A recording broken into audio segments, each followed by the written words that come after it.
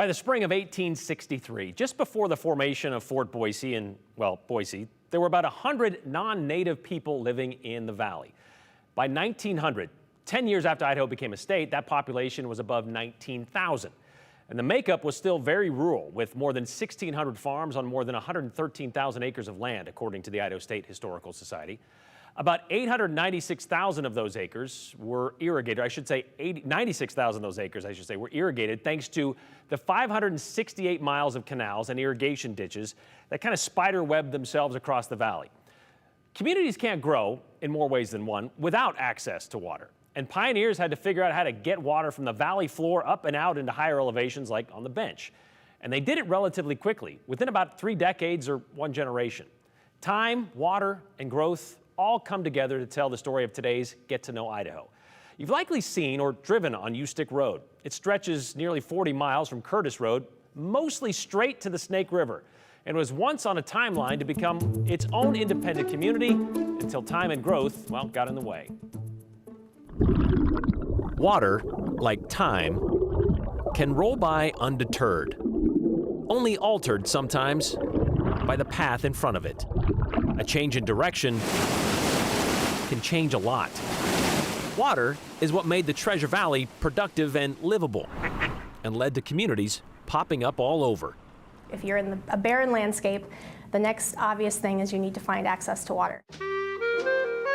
In the 1870s, a canal system began to take shape, a series of ditches to take river water where it wasn't. Think the New York, Reidenbach, and settlers. And by 1891, there were nearly 50 miles of canals that brought Boise River water as far west as Nampa. Which meant homesteads and farms sprouting in spots south and west of the river. We have Boise, who, central location, and we have a town of Meridian that had started to grow in 1893. And this Ustick property sat kind of in between the two. 160 acres claimed by Jacob Clemens in 1894, who filled them with orchards. Anytime you have a product, you have to have a way to bring that product to market. Back then, that meant investing in railroads. And so the Boise Interurban Railway had a loop that took people and goods from Boise along State Street to Collister and to a number of points, and then back down along what we consider Ustick Road, back down into downtown Boise. One of those investors of the Interurban Railway was a gentleman named Dr. Harlan P. Ustick.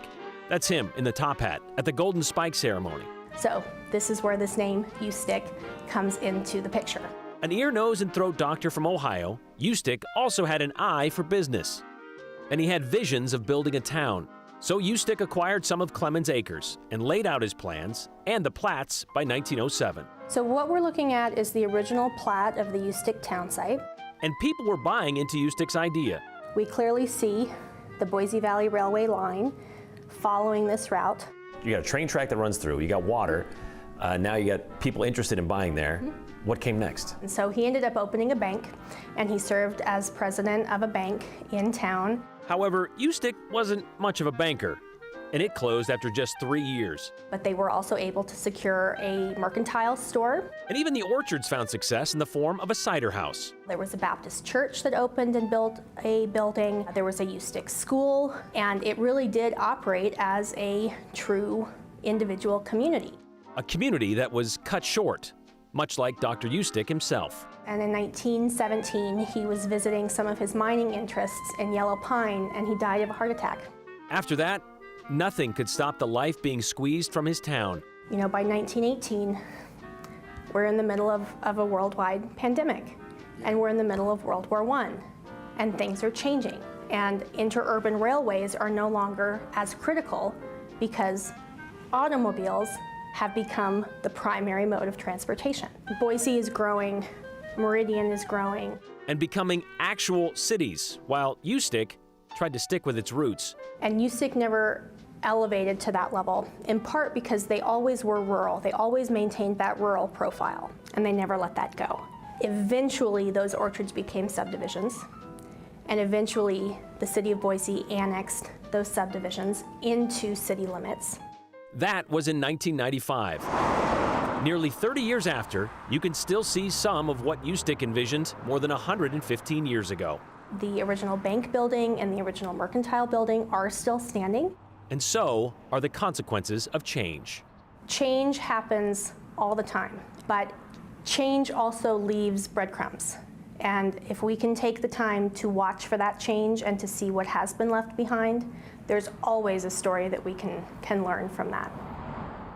You know, you can see those old buildings still on Ustick, west of 5 Mile, before you get to Cloverdale. They're right there. The town of Ustick lasted 50 years, 40 years after its founder's death, while the post office shut down in 1958. The school stopped teaching kids a year after that. Residents once tried to get those few remaining buildings listed on the National Register of Historic Places, but only the school was added back in 1982.